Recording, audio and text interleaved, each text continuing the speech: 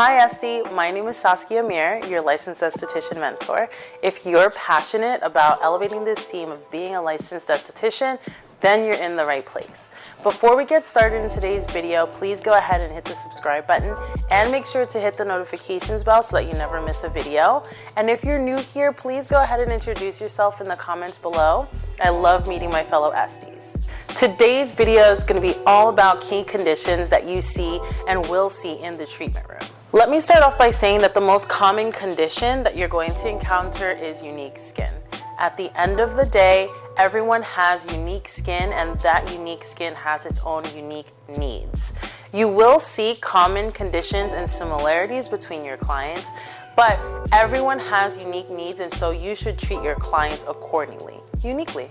So if you're still in school, really pay attention to these conditions and do your research. It's so important to do your research. In no particular order, the first condition we're going to talk about is pregnancy.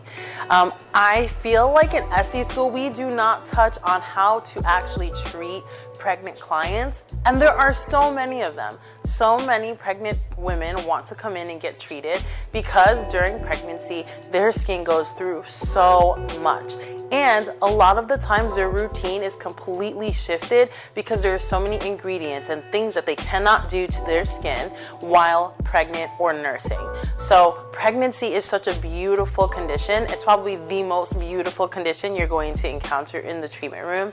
Being able to treat a pregnant mama who is expecting a beautiful child and at the end of the day needs to be able to take care of themselves but may feel lost because their routine that they were so used to, they're no longer able to use to maintain their skin. And then on top of that, they're dealing with a lot of different changes hormonally and environmentally as their skin goes through this transition of being pregnant. So pregnancy is probably the most beautiful condition you're going to encounter, and so make sure that you have a protocol in place for your pregnant clients, something that they're going to be able to confidently do without having to worry about any side effects or contraindications or consequences to actually getting a treatment while they're pregnant. Most importantly, be very, very careful with what ingredients you're using for the clients, what ingredients are in your products when you're using them for the clients. Careful with peels and acids and even holistic alternatives that pregnant women cannot use. So the next condition is rosacea. I find that a lot of clients self-diagnose themselves with rosacea, and rosacea is actually a skin condition that needs to be diagnosed by a dermatologist. And the reason why I think a lot of people self-diagnose themselves with rosacea is because they get flushed and red very easily. That doesn't necessarily mean that someone is experiencing rosacea. They could be experiencing cuprous skin or telangiectasia. So those are two conditions that are closely related to rosacea, but not necessarily experiencing rosacea. I have found a small percentage of people who come in saying they have rosacea actually have it, and the others experience more cuprous or skin or telangiectasia. Make sure that you have some sort of protocol or skincare routine that would be helpful to minimizing the appearance of their rosacea and helping their skincare treatment in the treatment room be more beneficial than not. Hyperpigmentation. So I focus a lot on hyperpigmentation in my treatment room because I do see a lot of people of color, and hyperpigmentation is like a plague for people of color, and it happens so easily, especially post-inflammatory hyperpigmentation. So that being said, I firmly believe that you need to address hyperpigmentation from a preventive standpoint and a corrective standpoint. Most of the time when people are coming in saying that they have these dark spots on their skin or they have uneven skin tone, generally it's post-inflammatory hyperpigmentation or some sort of hyperpigmentation. When you address the client from a preventive and corrective standpoint at the same time, you start to see a lot more results. So put the client on a routine that at home they're able to easily follow so that it can complement the treatment that you're giving them within the treatment room, and give them advice about how to prevent the hyperpigmentation altogether. Okay, let's talk about acne. You may think that if you're not treating teens, you're not going to encounter acne, but let me be the one to tell you that is not true at all. We have a lot of adults out there that are experiencing adult acne, and so just take that out of your mind. Know that you're going to experience acne, period, point blank, no matter what age range you're dealing with. My tip for you is to treat acne from a balancing the microbiome perspective. I feel like oftentimes people deal with acne just from a very active standpoint, causing issues that put them on a recurring cycle of the acne flaring up. So they'll incorporate a lot of actives into their routine, or they'll be advised to incorporate a lot of actives into their routine, and then their skin starts to look better, but then because the microbiome is out of balance, it starts to flare up for different reasons. So it's like a vicious cycle of having acne and not knowing how to treat it. If you're treating, I will say this so many times until I'm blue in the face, if you're treating acne, please, please, please address it from a balancing standpoint. You have to balance out the microbiome of the skin so that it can actually heal and do better, so that the person and the client doesn't feel like they have to continuously be using actives in their routine without having to damage the integrity of their skin. And trust me, when you do this, your clients will love you for it. Okay. Eczema. Hands down, I think eczema is probably the most unreliable, unpredictable, and fickle condition that you're going to see in the treatment room. I know that's a very bold statement, but the fact of the matter is that eczema flares up for different reasons for people, and half of the time they don't know why their skin flares up and experiences eczema. And everyone's eczema flares up in a different way. So for different reasons and for different ways, eczema will appear on people's skin.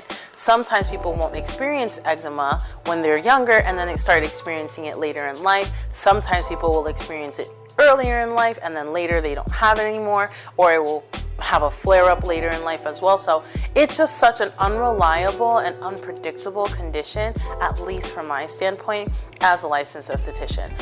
I always advise my clients to see a dermatologist so that they can get advice on how to mitigate the flare-ups. But from a treatment room perspective where we're treating the clients, make sure that you tread very lightly. You don't, especially if it's a new client, you don't know how their eczema is going to flare up. You don't know what's going to happen. So I would tread very lightly and customize the treatment in a similar fashion that you're treating sensitive skin, because the condition itself is sensitive. Dehydration is pretty straightforward. It is basically the lack of absorption and retention of water in the skin.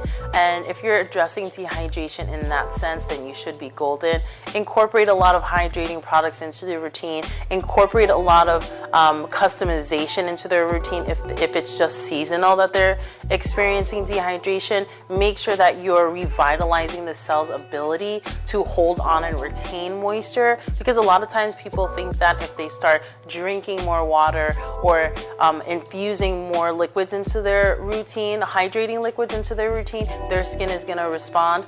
Yes, partially it will. However, sometimes the cells are kind of like sleeping and not holding on and retaining to that moisture. So dehydration comes in different fashions, but at the end of the day, as long as you're incorporating more hydrating products and revitalizing the skin's ability to maintain and retain that moisture, you're golden.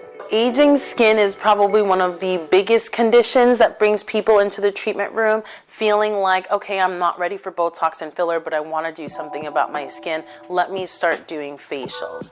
The truth of the matter is that everyone starts aging the second that they are born.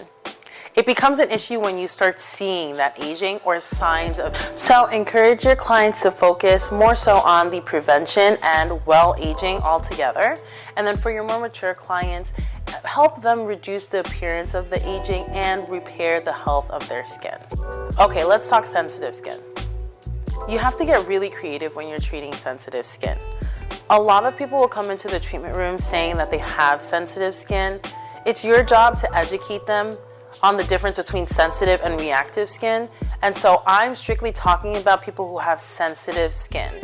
So do the sensitivity test that we learned in school. And if you're dealing with someone who is a person of color, that sensitivity test looks a little bit different, but it still does work. These sensitive skin clients still want to be able to enjoy their treatment without the worry of having to overcome some consequences. So create a protocol that customizes the routine and the experience that the client will get, and also provides them with a high quality experience just like all of your other clients without having to forfeit that. For instance, you could avoid steam altogether. You could use more calming products into their routine. You could also use cold towels instead of hot or warm towels. Incorporate cryo spoons. There are so many ways that you can adjust the treatment so that they can really enjoy and get satisfaction out of being there with you. Sun damage is one of the conditions that you're going to see and encounter a lot, especially if you're treating clients over 50 years old. Even younger clients now are starting to experience sun damage because the environment has completely changed, and the way that our skin is more susceptible to sun damage is astronomically higher. On lighter skin, it's a lot easier to identify sun damage. When you're treating clients with darker skin, make sure to stretch the skin so that you can actually identify where there is sun damage. It can easily go unidentified because it will camouflage into the natural complexion of your darker clients. So make sure that you're taking the time to really analyze for sun damage, and encourage your clients to use sun protection regardless of their complexion.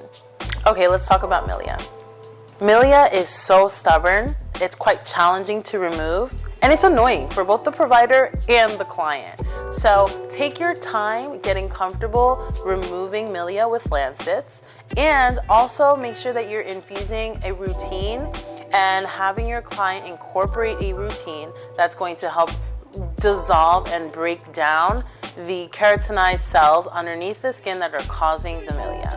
If you're at a stage in your career where you're not comfortable removing milia, please take your time. Do not be too proud to just stop and move on and have the client slowly reduce the appearance of their milia instead of damaging their skin trying to remove it. Lancets are not easy to use, especially when it comes to using them to remove milia. So please put your ego aside and make sure that you're doing what you're capable of doing until you learn how to do it properly. So those are 10 conditions that you are most likely going to see in the treatment room once you get started. Alright babe, that completes today's video. I hope that you enjoyed it. If you did, please go ahead and give it a thumbs up and share with your Esty bestie. If you haven't already, please go ahead and subscribe and join the family. I have a couple more videos, so please go ahead and enjoy those too. If you have any questions or just want to share your perspective on today's video, please leave a comment so that we can chat. And if you want to connect with me on other socials, I will leave those in the description for you below. As always, thank you for being part of the Esty family. Until next time, I'll see you then. Bye.